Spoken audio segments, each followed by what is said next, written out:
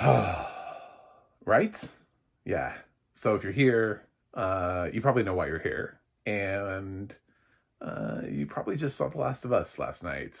And it's okay. I'm here. We're going to talk about something.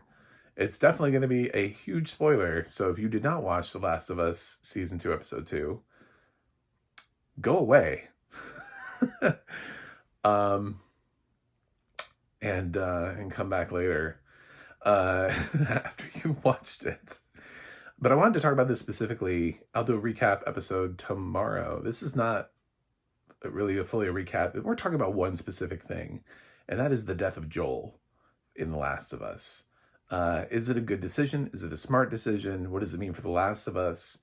And what lessons can we learn from things in the past? And a lot of times, as a fan of something, we have our appreciation, and there are people who truly do love The Last of Us TV show. It's been a huge hit for HBO. The ratings are great.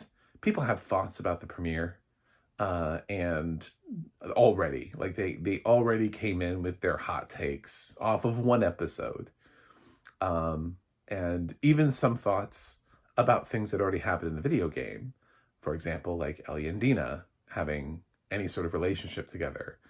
Pulled out the trolls who hadn't played the video game, who are against any sort of LGBTQ representation at all. So anytime that you think, well, that's because they did it in the video game, it should translate on the screen, well, you would be wrong about that. See, the problem is that not everybody plays the video game. So you always end up translating things in a way for an audience that ends up not always giving you the same result that you would think, simply because just because it existed in one medium before doesn't necessarily mean that it should exist in a different medium. And all sorts of adaptations have played around with this same exact query: how much faithfulness do we maintain in an adaptation? Who are we playing to? Are we playing to the intense fans that are going to pick up from every single detail, who are expecting something to happen and want it to happen no matter what? Or are we doing an amalgamation of things so that it is an adaptation, but it's we like to pay homage when we can, but we are telling a different story. Arguably, the ones that are not direct adaptations but pay a little bit of homage end up becoming a little bit more successful because they keep audiences engaged in a way where you're not 100% sure of what's to come. And if you can change it up a little bit, but even with that, you run the risk of making choices and saying, well, it happened in the previous iteration, it happened in the original source material, so why can't it happen here? And the biggest thing I'm going to point out here as a fan is The Walking Dead. And The Walking Dead was a great show. Most of the people left The Walking Dead at a certain point, and we all know what that point is, and that's why we're talking about this today. It's because if you talk to Walking Dead fans, the majority of them left the show or stopped watching the show when Negan was introduced and when Negan killed Glenn. That was the turning point for many fans and when the ratings started to decline. Otherwise, The Walking Dead was a ratings juggernaut up until that point. So you can say what you want about little developments along the way, but The Walking Dead was a huge deal. They used to have the live, after shows, and they had the whole cast come out for the big premieres out on stage, and they were at like the Hollywood Bowl. Like it's like a concert event or something to be able to watch The Walking Dead. And then, of course, by the end of its run, it was like a whimper, because by the end of its run, we had already lost a couple characters. They made some choices. They veered in different directions away from the series on some things, like Carl who does not die in the comic book series, but dies in the TV series because he wanted to go to school. uh, or writing off Rick before the end of the series, and then we have to have the ones who live. So we never really get the old man Rick angle from the comic books. So yeah, Walking Dead veered plenty of times from the series.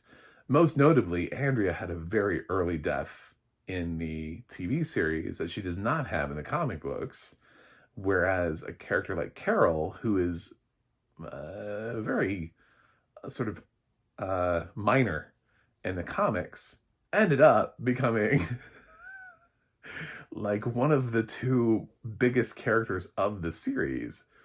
So between her and Daryl, who doesn't even exist in the comic books, sort of Daryl and Carol became the face of The Walking Dead. One of them isn't even in the comic books, and the other one died in the prison in the in the comics. So when we talk about faithful adaptations, there's a certain level of how much is too faithful, and is faithful, the right. Taking us back to a time when audiences collectively lost their shit. Does anybody remember the fake out death that we had for Glenn, where they made it look like he was being eaten by a horde because he was out with that. He was out with the dumbass, and he ended up hiding underneath the trash bin, and it caused a kerfuffle among fans because, well, A, that's not how he dies in the comic, and people were like, not Glenn, So it was almost like it gave showrunners an opportunity to see what the reaction would be if they were to kill off Glenn, and it was not good. And then they waited a couple episodes and they did it anyway.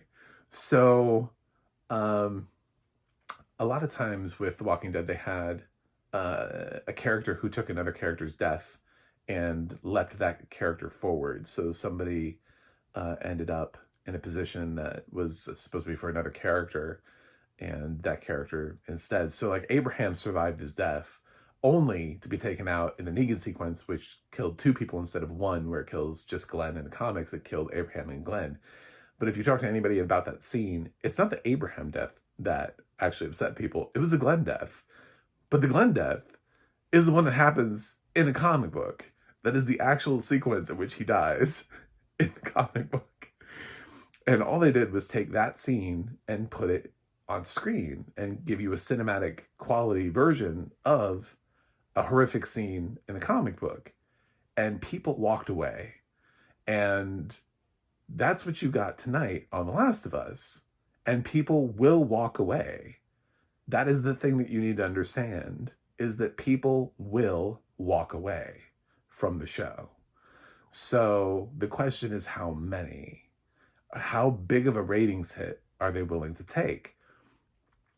And the answer is probably a pretty big one, because there is no, they already did the whole first game in season 1, and we're already on to the second game.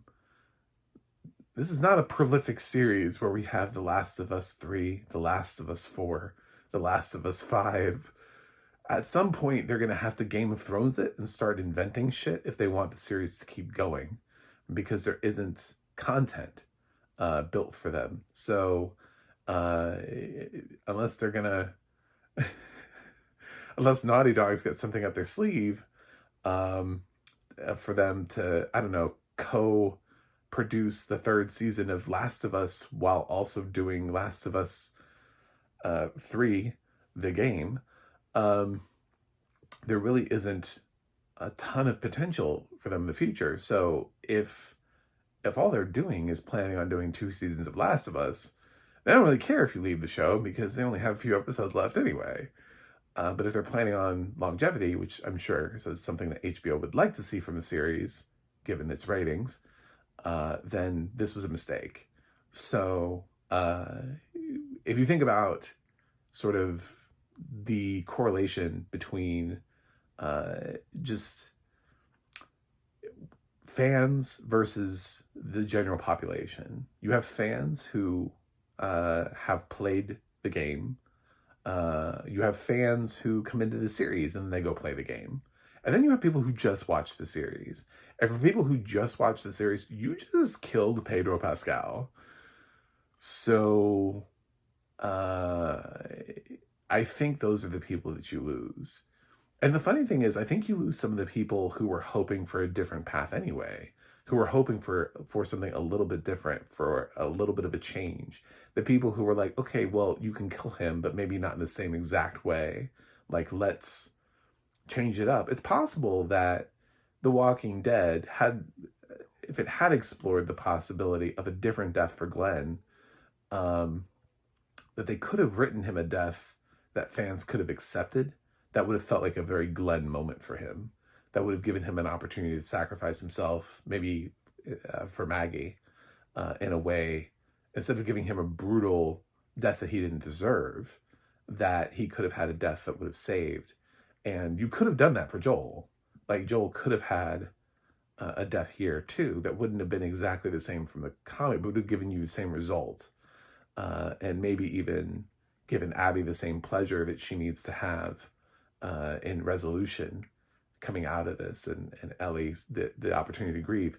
If you just craft it a little bit differently, but you have to think about the fact that you have an audience that isn't familiar with the game, doesn't understand the nuance behind all of the little choices that you've made to keep even like the little soundtrack the same, right? Where there's that in the background that comes along. So yeah, you make a lot of choices, but you're making the choices for who? You're making choices for the handful of people who are fans of the series and the video game, and you're sort of alienating anybody else who's come into that.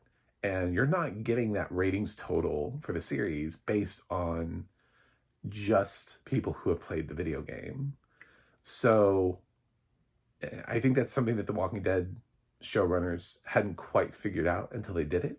And I was hoping that The Last of Us would learn from that, and that they would postpone Joel's death until later in the season, because it felt like, because it happened so early in the game, that everybody was like, it's going to happen in the second episode.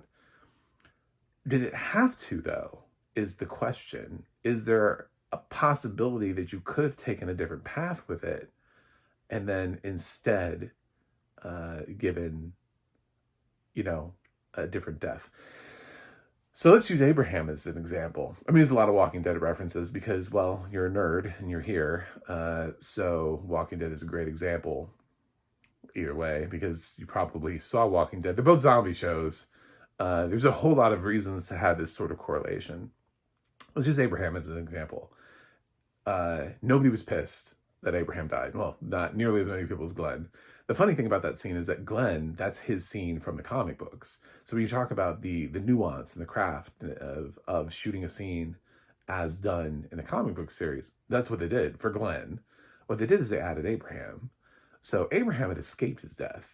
Abraham was then given an opportunity to have this conversation about his future with Sasha, and he wasn't shot in the face with an arrow, which was instead given to Merritt Weaver's character, that the poor nurse, and Tara was single again. So if that had been Abraham's death, it's sort of a very uneventful one for such a bold character, for such a brash, the kind of character who felt like he would have made a sacrifice. And by finding a new way for Abraham to die, by making him the death, what I would have argued to the Walking Dead creators at the time would have been, wasn't Abraham enough? Did you need Glenn? Because if they had postponed Glenn and then given him a different death, there's a different way to do these things, is what I'm arguing, is Abraham's death was enough. Abraham was a big enough character who had been around long enough and who had fans. And for Negan to take out Abraham in that sequence actually made a lot of sense because we had just heard the conversation he had had with Sasha, so it was heartbreaking. He was a major character. He was connected to so many people. And it gave, I mean, everybody wanted revenge. Rosita wanted revenge. Like, I mean, he would have still fueled everything that needed to be fueled. So he would have been enough. And he had that excellent moment where he just kind of leaned and like he just looked up at Negan, you know? And he was like, yeah, fuck her, you know? He even took a hit and then straightened back up, you know, as like a challenge to Negan to do it. And that was so Abraham, you know? Whereas Glenn just kind of got taken out because Daryl wouldn't show up. So, yeah, it's when you think about the slight alteration, instead of taking Abraham out by some random freaking arrow, he got a death that was actually like that represented who he was as a person and who we had come to love and adore. That also was heartbreaking in a way because he had just started thinking about his future. We were starting to see him shift as a character into something that was different, into somebody who was thinking about being a father and making pancakes and all those kinds of things. So, and then you could have pushed Glenn longer and found a different way for him if he still needed to go later on in the series, to, especially considering you just did a fake out on his death. So with Joel, the argument here is that what if they had explored and shifted his death to later? First of all, it would have been unexpected because you would have seen, the fans would have seen this episode and figured, oh, they're letting Joel live. And then we would have explored new territory, which would be unique to the series, instead of just literally taking, which is what most of this is. I mean, with slight alterations, like having Dina present instead of Tommy, it's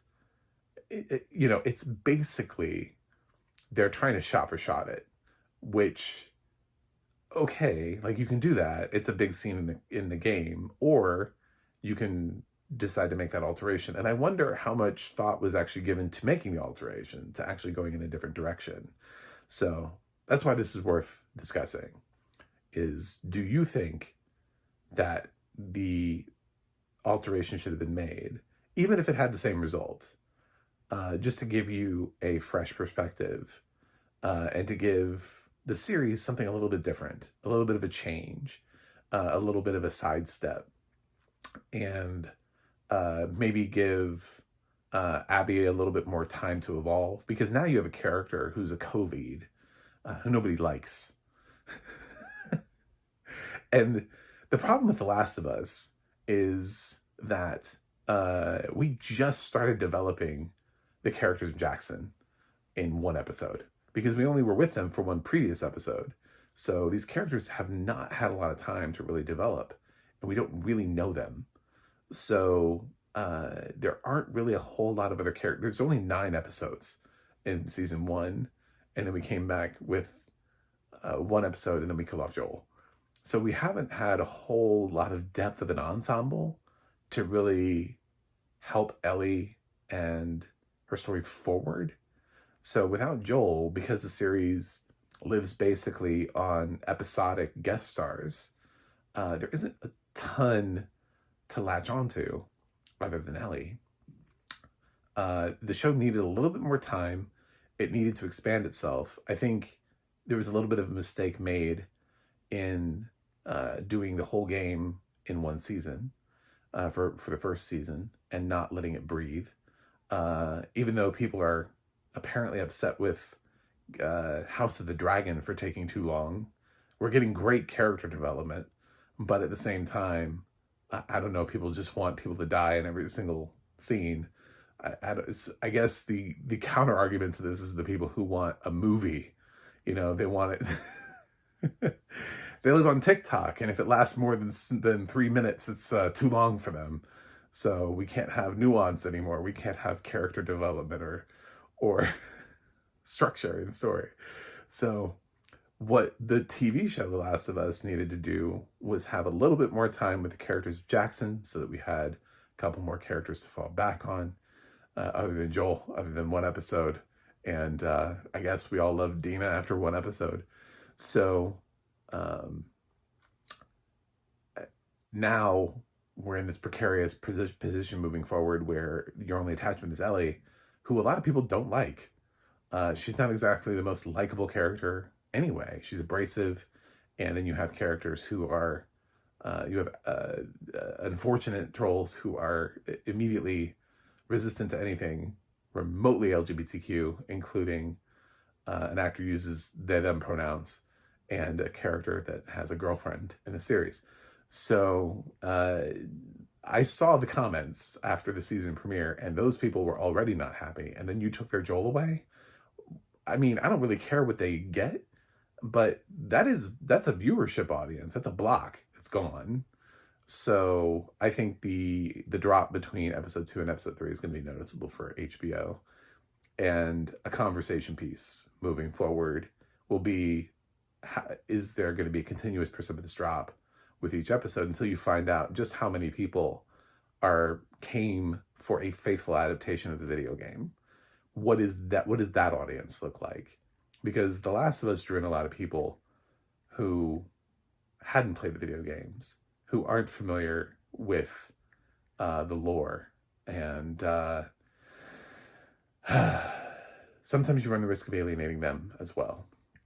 And sometimes fans, just because you were a fan of a series doesn't mean you want the exact same thing to happen again. Sometimes you do want to change. So my argument is, I would have done it differently. So, and I used a situation that is quite known to any nerd out there, the death of Glenn, as an example, and the ratings drop from The Walking Dead after season 7 as being the reason for it. I know far more people, when I talk to them about Walking Dead, I'm like, did you watch Walking Dead? And they're like, oh yeah, but I couldn't after Glenn's death. Like, that has been said to me more times than any other moment about somebody stopping to watch The Walking Dead. The next highest point would be Rick leaving the show. Like, there are people who survived Glenn but then wouldn't watch it past Rick. But after that, there's just, you either didn't like it from the beginning or you stayed all the way to the end. There doesn't really seem to be another point that people can point to where they go, I left the show because of blank. And the biggest point was a faithful adaptation from the source material. So here we have a faithful adaptation from the source material. And I just don't think it's going to play as well as I think that it is. So thanks for watching. Thanks for subscribing. Let me know what you think in the comments. And I will see you guys on the other side.